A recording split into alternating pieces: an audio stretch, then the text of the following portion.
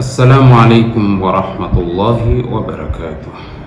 Ndugu zangu katika imani, kikao hiki ndicho kikao cha mwaka wetu mpya wa ile programu yetu ya kuuliza kisha nyinyi kupata majibu kisha kuyakusanya masuala yenu yote 10 kuyajibu pamoja. Sasa haya ni maswali na majibu yake ya mwaka huu kwa yale niliyouliza nyinyi katika TikTok. Sasa sikiliza vizuri. Swala la kwanza niliouliza ni upi umri atakaofufuliwa nao mwanadamu siku ya Kiyama?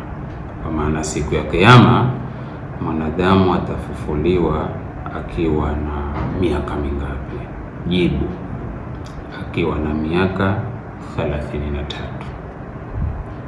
Swala la pili, ni mnyama gani ambao humuona shetani? Ni mnyama gani anayemuona shetani? Swala la pili tuliouliza ni jibwa. Swala la tatu, ni ndege gani ambaye anamuona malaika? Ndege anayemuona malaika ni jogoo, kwa sababu jogoo ni katika ndege.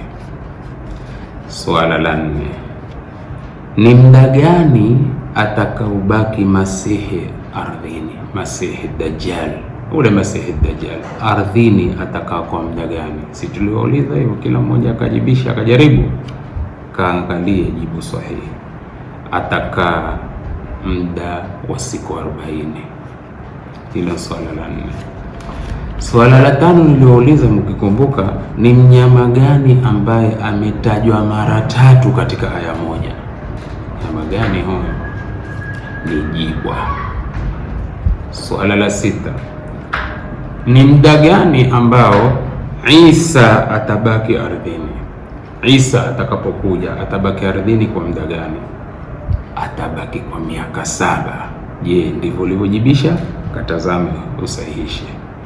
Swala la 7, ni sura gani ambayo limepatikana temko tukufu la aljalala Allah katika aya zake zote? Kwenye aya zake zote limepatikana temko hili la lafdhul jalala Allah, ni suratul Mujadala. Swala la 8, ni mti gani ambao uliota bila ya maji wala udongo? Mwalionaje swala hili? Naona liliwasumbua. Katafute jibu lake, tushawawekea. Ni mti gani ulioota bila ya maji wala udongo? Ni mti unaoitwa al-yaqtin, iko katika aya, utefute yaqtin ni nchi gani, lakini ni hivyo. Qur'ani imesema ni al-shajaratan min yaqtin. Swala la 9, ni kitu gani kizito sana katika mizani ya mja siku ya Kiyama? Mizani yako siku ya Kiyama itakuwa nzito kwa jambo gani? Allahu akbar. Husnul khulq, tabia njema.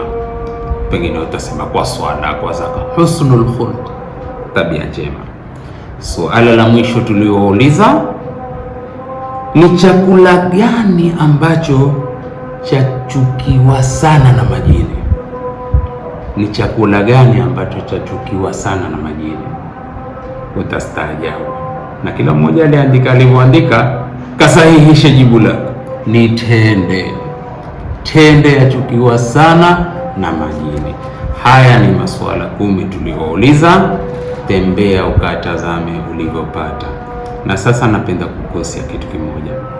Kwa nini usijiunge, angalau utafaidika japo kwa machache? Ona, kwa haya masala kuna walonipigia simu na sheikh, kwani kuna chakula chachukiwa na majini?